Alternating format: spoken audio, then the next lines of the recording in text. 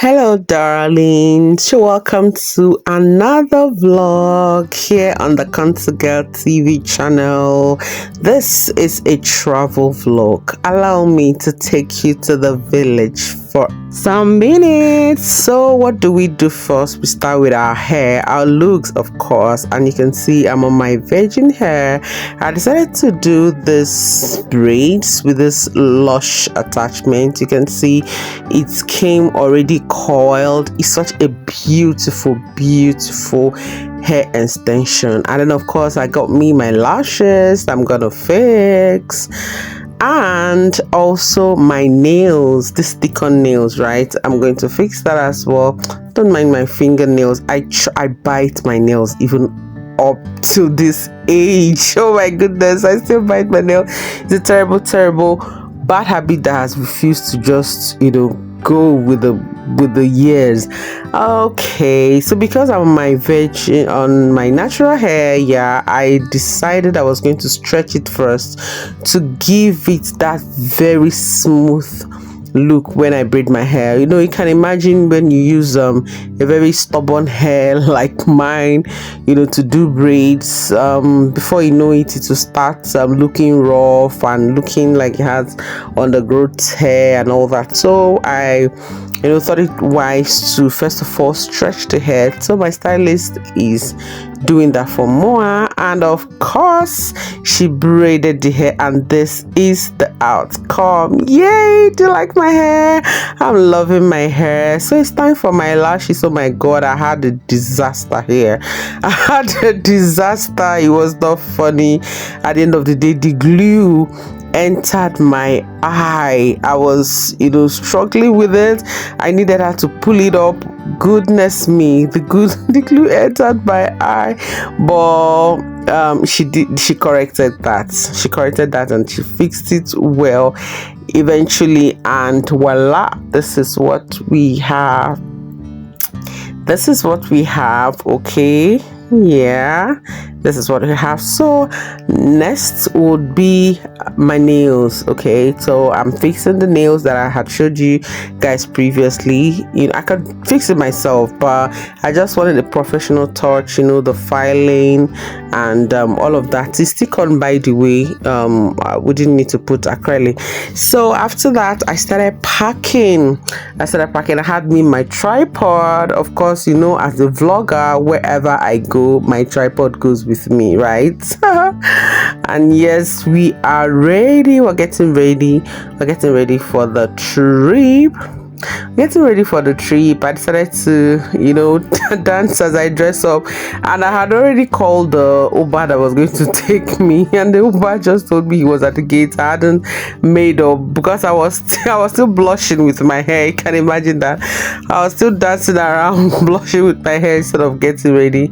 Okay, I was ready to go eventually. Yes, I was ready to go eventually. So I'm stepping out of the house. Come with me, okay? Tag along with me on this trip. And so the vehicle was outside. I entered the car, and we drove out en route Abuja Airport, Nnamdi Azikiwe International Airport, for my journey to the east, actually. So you can see this was where we were when the vehicle were going to the airport, and we are here at the airport, Nnamdi Azikiwe International Airport, of course at the local wing. Yeah, of course at the local wing. So we passed the toll gate, paid them their money, and then we came here, and this was where we're checking in for boarding. One would think that nobody will be at the airport because everyone must have traveled to the village, but people were still traveling. Some persons rather travel by New Year instead of Christmas. So here we're waiting for boarding, to be called up for a boarding. This is where we're waiting, and then finally we boarded.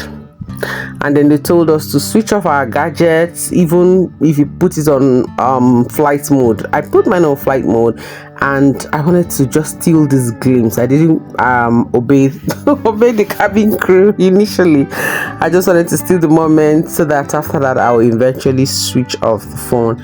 Okay, so bought the aircraft and we are traveling to Imo State. Yes, our destination is actually Imo State, and voila, we are here at Sam Mbakwe Airport, Owerri. Eventually arrived Owerri. I was just with a girl I met on the aircraft that helped me out when I needed something to something feminine.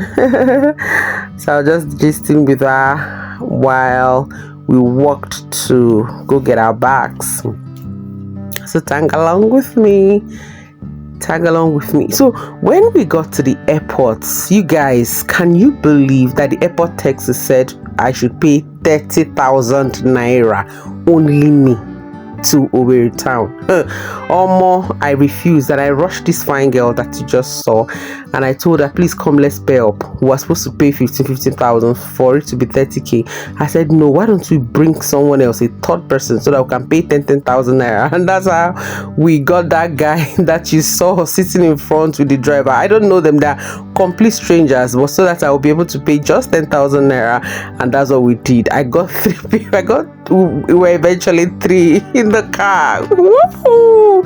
Yay! We're finally in Arondizuogu. By the way, that's my hometown, my natural place of origin. So we are here, and you would be seeing the sculpture of the founding father of this village, Mazi Izuogu. The name of this village is Arondizuogu. See behind this.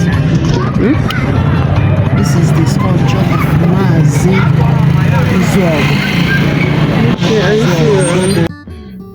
So I'll tell you a little story about the history of Arondizuogu as a village. So like I said earlier, Chief Izuogu Mbobo was from Amanko in Arochukwu originally, and he was an 18th century warrior in the Aro, and actually he was a successful trader and commander who fought his most famous battle on Ekpaora. Now, Chief Izuogu had a strong ally called Chief Iheme. At the time, Chief Iheme was his apprentice, but 2 of them were the founding fathers or founders of the kingdom of Arondizuogu. If you meet someone from this village and the person doesn't want to say I'm from Arondizuogu, the person can actually say Izuogu Iheme. They're fondly called Izuogu na Iheme, meaning Izuogu and Iheme, and that's Chief Izuogu and Chief Iheme. Both of them founded this village, Arondizuogu, of which Chief Izuogu is known to be the first king, and the village, because the name of the village was coined out from his name, Arondizuogu. He is said to be the first king, of course, and it is said that he founded the town by war and settled in a place very close to Ekpaora. And till date, Chief Izuogu remains a hero to the Aro people. And driving past the sculpture, driving further down into the village, we met this man staggering right in the middle of the road. And unfortunately, he was highly drunk. Anyway, we allowed him to pass. Then, voila, we are here in Ndiamazo Bakapata in Arondizuogu. Then we have a function here tomorrow. Actually, my uncle's wife passed on and that is her poster. So when we were driving in, we met this woman tying her scarf in front of the poster. She's an elderly woman. She just walked up to this poster, my uncle's wife, whom we are going to be burying tomorrow, and she just stood there. She tied her scarf, looking at her. I don't know if she was admiring the poster or wondering why the lady died, but she was there a while, so we had to stop the car to wait and observe what she was doing. And then after she finished looking at the poster and she left, that was when we drove past, wondering what she did there. And this is the market. But today isn't market day. You know how it is in Igbo land. You have Eke, Unkwo, Afo, and Ore, but today isn't any of the market days, so it's very scanty. Then we continue driving into the village, and we're approaching my father's compound. Yay! So we're approaching my father's compound. We have a function here tomorrow. Like I said, my uncle's wife's burial would be happening here tomorrow, and we're here now. This beautiful house you're seeing, there's a story behind it. Just few weeks or about last month, this was the condition of this house. Like you can see, that is very unkept, looking quite dilapidated because nobody is in the village anymore. Everyone has left village, and grasses were growing, and then the house, that beautiful house you saw, you can't believe that this was how it was before. But one of my uncles called up my mom and told her that ever since my father died, may his sweet soul rest in peace, that intermittently we do send people to clear up the grass, and all over, but we got a tip off that the house was dilapidating already, because nobody's around, and then we hardly go home. So this was this condition of the house before my siblings and my mother swung into action and quickly prepped the house into the very beautiful building that you are seeing right now. And of course, it's here that the function held, actually, as a matter of fact. Delicacy, sumptuous. You can see a cow just lost his life, quite unfortunate. And so preparation is in top gear for the function that we have tomorrow, for the burial ceremony of my late uncle's wife. She died at 92 years old. May her soul rest in peace. You can see the caterers are making food. They're preparing. You can see different food points. This is bitter leaf in the basin, and that's some stew, and this is meat. And I took a quick glance inside the house, and I just wanted to show you my dad's encyclopedias. All of this is encyclopedia, because my dad loved to read books a lot.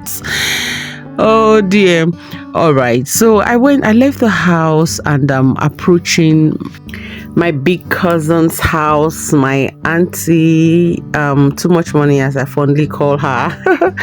So I would be sleeping in her house. Okay, I'll be sleeping in her house for the period of this vacation, because a whole lot of stuff is going on in Daddy's house. Yeah, you can see the activities there, and all of those women you saw there cooking and everything. Everybody's going to sleep in my father's house, so there's not going to be space. Okay, so I came here to spend quality time with my sweet auntie, and here she was washing this fruit. Well, I don't want to mention the name. I don't want to pronounce it the way I pronounced it. That made her to start correcting me. Just listen to this. Everything with content for me. This is sour sauce. So auntie, what did you say the name is? sour. This is called sour salt. The serious matter. Sour. So I didn't pronounce it very well. No, you didn't. Oh my God. So it's sour salt. Okay. It's very good for you. All Very right. good for the body. Okay. It's a great antioxidant. Oh, beautiful.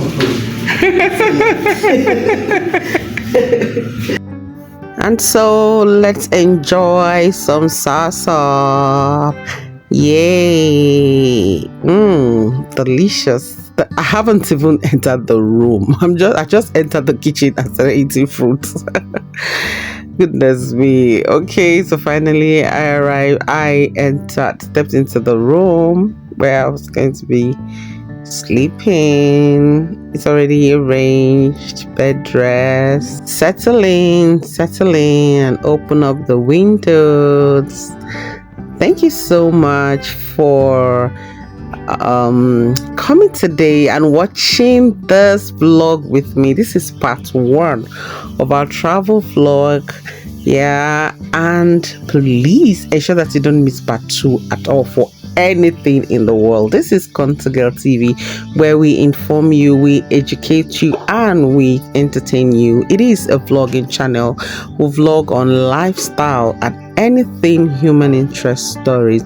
Please stay tuned and kindly ensure that you subscribe to this channel and turn on your notification button so that you'll be the first to know whenever we post something new, some new vlogs, whenever we post new videos, vlogs like this, and whenever we go on live streams as well.